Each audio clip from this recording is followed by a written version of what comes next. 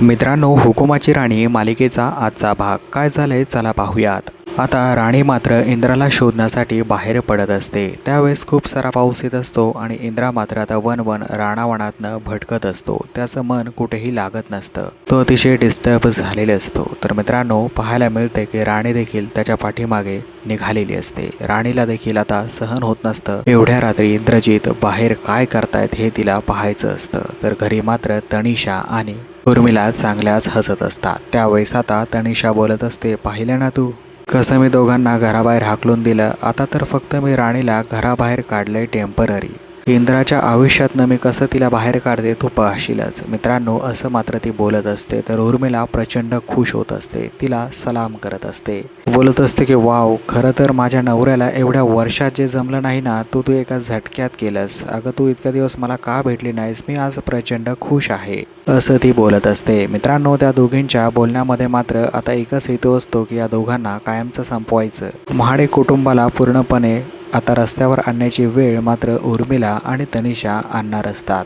तनिषा बोलत असते की नेक्स्ट प्लॅन माझा खूप जबरदस्त आहे. तो प्लॅन म्हणजेच की आता ही जी ठिणगी पेटली आहे ना, त्या ठिणगीला आता आपण कंटिन्यू करणार आहोत. आता बघ मी या दोघांची कशी वाट लावते. तर मित्रांनो, आता उर्मिला ही प्रत्येक गोष्टीमध्ये तनिषाची साथ देत असते आणि बोलत असते की मी तू जे म्हणशील ते करण्यासाठी तयार आहे. तुझे प्लॅन सगळे सक्सेस होत आहेत हे मात्र आता माझ्या चांगलंच लक्षात आलेलं आहे. तर आता इकडे रस्त्यावरती इंद्रजित जो आहे तो उभा राहिलेला असतो. त्याच्या डोक्यात आणखीही त्या रात्रीविषयी सुरू असतं. तर आता राणी इंद्रजितच्या नावाने मोठ्याने ओरडत असते. रात्री, इंद्रजित कुठे आहात तुम्ही, इंद्रजित, असं मात्र ते आवाज देत असते. परंतु इंद्रा तिला काही एक रिस्पॉन्ड देत नसतो.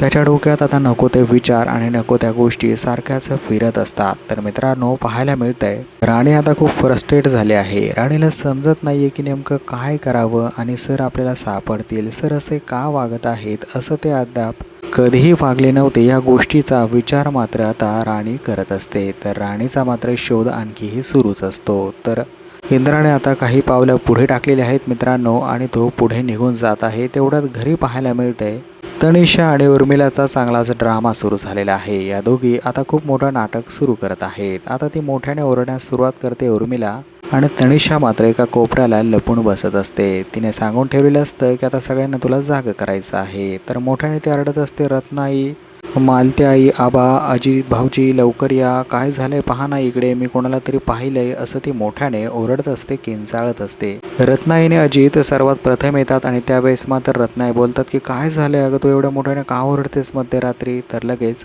तिकडनं हा सर्व ड्रामा जे आहे तनिषा पाहत असते मित्रांनो. तर उर्मिला बोलत असते की रत्नाई, पहा ना, मी कोणाला तरी घरामध्ये पाहिलंय, रात्री अचानक कोणतरी आलंय, मी खूप घाबरले, घरातून कोणतरी पळून गेलंय. तर मित्रांनो, असं ती बोलत असते, मोठ्याने ओरडत असते, जेणेकरून तिला चांगली सिंपती तिकडे गेन करता येईल.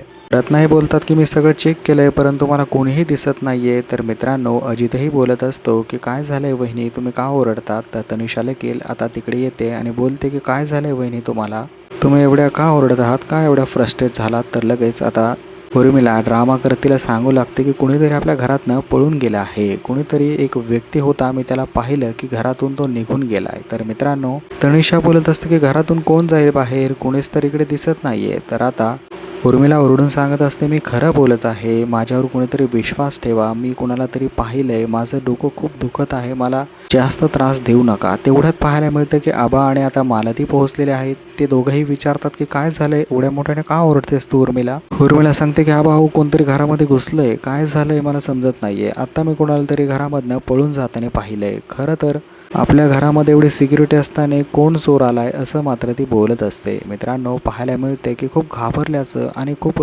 टेन्शनमध्ये आल्याचं फिलिंग जे आहे ते सगळ्यांना उर्मिला देत असते. उर्मिला बोलत असते की मी प्रेग्नंट आहे, मला खूप त्रास होत आहे, कोण आहे त्याला पहा ना आबा तुम्ही, मी आईची शपथ घेऊन सांगते की घरामध्ये कोणीतरी आलं होतं. तर मित्रांनो, असं बोलल्यानंतर आता आबांना थोडासा विश्वास ठेवावाच लागतो. तर पाहायला मिळतंय की लगेच उर्मिला बोलते की मी कधीही खोटं बोलणार नाही आबा, आणि मी माझ्या आईची शपथ कधीही खोटी घेऊ शकत नाही, असं ती बोलत असते मित्रांनो. आणि तिने चक्क आता सगळ्यांना वेड्यात काढलेलं असतं. तनिषा देखील समोर येऊन चांगलेच ॲक्टिंग करत असते. या दोघांनी मिळून चांगलंच सगळ्या घराला वेड्यात काढलेलं आहे मित्रांनो. आणि आता उर्मिला चक्क डोक्याला हात लावून बसली आहे. असं बोलत आहे की आपल्या घरात काय चाललंय, मला काही समजत नाहीये मालती आई. तर मालती बोलते की तू टेन्शन घेऊ नकोस बाळा, आम्ही पाहतो काय करायचं ते. तर इकडे मात्र इंद्रा आता मित्रांनो हात पसरून मोठ्याने ओरडत आहे. भर रात्री त्याचा वेगळाच ड्रामा सुरू आहे. पाहायला मिळते की चक्क त्याने आता राणीची ओढणी डोक्यावरती घेतलेली आहे आणि रस्त्यामध्ये बसून मोठ्याने राणीच्या नावाने तो किंचाळत आहे. असं बोलत आहे की राणी मी चुकलो, मला माफ कर. तर मित्रांनो पाहायला मिळते की आता राणी तिकडे पोहोचलेली आहे. राणी पोहोचल्यानंतर पाहायला मिळतं की इंद्रा जो आहे तो तिला आणखी जवळ येऊ देत नसतो. सारखंच त्याला त्रास होत असतो आणि तो तिच्यापासून दूर पळून जाण्याचा प्रयत्न देखील करत असतो. मित्रांनो त्याचं लक्ष कुठल्याही गोष्टीमध्ये लागत नसतं, कारण ती रात्र त्याला सारखंच सतावत असते. इकडे राणीचा आता पूर्णपणे त्रागा होत असतो. राणीला समजत नसतं की अरे काय चाललं हे माझ्या आयुष्यामध्ये, इंद्रजित सर असं कधीही वागले नव्हते, अचानक का वागत आहेत. तर असं बोलण्यामध्ये मित्रांनो पाहायला मिळते की राणीचा तोल जातो आणि समोरून एक कार येत असते. त्या कारचा आता थोडासा धक्का जो आहे तो राणीला लागतो. राणीची चूक असते तरी देखील आता इंद्रा जो आहे टोकाचं पाऊल उचलतो. इंद्रा मात्र त्या ड्रायव्हरला बाहेर काढतो. त्याला बाहेर काढल्यानंतर मित्रांनो इंद्रा त्याला बेदम मारतो, त्याला खूप चोप देतो आणि पाहायला मिळते की त्याला मारल्यानंतर जे आहे त्याचा राग तरीही शांत होत नसतो. इंद्राने त्याला चांगलीच फाईट देण्याचा प्रयत्न केलेला असतो. त्यावेळेस आता राणी जी आहे मित्रांनो या दोघांच्या भांडणामध्ये पडते आणि त्या ड्रायव्हरची माफी मागते आणि बोलते की आमची चूक आहे, कृपया आम्हाला माफ करा. आता ड्रायव्हर तिकडनं निघून जातो. तर घरी मात्र आता तनिषा सगळ्यांना सांगत असते की मी आत्ताच सिक्युरिटी गार्डशी बोलून आले, त्यांनी मला सांगितलंय की राणी आणि इंद्रा दोघेजण रात्री बाहेर गेले आहेत. दोघेही खूप फ्रस्ट्रेट झाले होते. राणी मात्र खूप रडत होती आणि तिच्या डोक्यालाही काहीतरी लागलं होतं. असं बोलल्यानंतर घरचे अतिशय टेन्शनमध्ये आलेले आहेत. मित्रांनो त्यांनी आता राणी आणि इंद्राचा शोध घेण्याचं ठरवलेलं आहे. तर आता पाहायला मिळतं या शोध करण्यामध्ये पुढे काय होतंय. तर मित्रांनो राणीने फायनली ड्रायव्हरची माफी मागितल्यानंतर जो ड्रायव्हर आहे तो तिकडनं गेलेला आहे आणि इंद्रा जो आहे तो राणीच्या जवळ येतो आणि थोडासा शुद्धीत आलेला असतो. त्यावेळेस तो बोलत असतो की राणी तुझ्या डोक्याला काय लागले अगं, हे एवढं अचानक रक्त येतं, एवढं काय झालंय मला सांग ना, तू कुठे पडलीस का, असं तो बोलत असतो. मित्रांनो तो थोडा भानावरती आलेला असतो. तर आता राणीला समजत नसतं की काय करतोय हा वेड लागल्यासारखं. तर राणी बोलते तुम्हीच तर मला ढकललत ना सर, तुम्ही असं का वागत आहात, मला काही एकच समजत नाहीये, कृपया मला सांगा ना तुमच्यासोबत काय झालंय, तुम्ही असे कधीही वागला नव्हतात. तर मित्रांनो फायनली इंद्रा आता सगळी कबुलीची आहे राणी समोर देताना पाहायला मिळतंय. तर इंद्रा बोलत असतो की राणी माझ्यासोबत जे घडलंय मी तुला सांगतो, यामध्ये माझी काही एक चूक नाहीये. त्या रात्री ना त्या मूर्ख तनिषानेच माझ्यासोबत नको ते केलं आणि या गोष्टीमध्ये मी पूर्णपणे अडकत गेलो. तर असं बोलत असताना मित्रांनो आता इंद्राला चक्कर येते आणि इंद्रा खाली पडतो. तर राणी मात्र आता इमर्जन्सी त्याला हॉस्पिटलमध्ये ॲडमिट करण्यासाठी घेऊन जाते. त्यावेळेस सगळेजण तिकडे पोहोचलेले आहेत. तर आता इंद्रा पुढे नक्की काय करतोय मित्रांनो पाहणं इंटरेस्टिंग असणार आहे.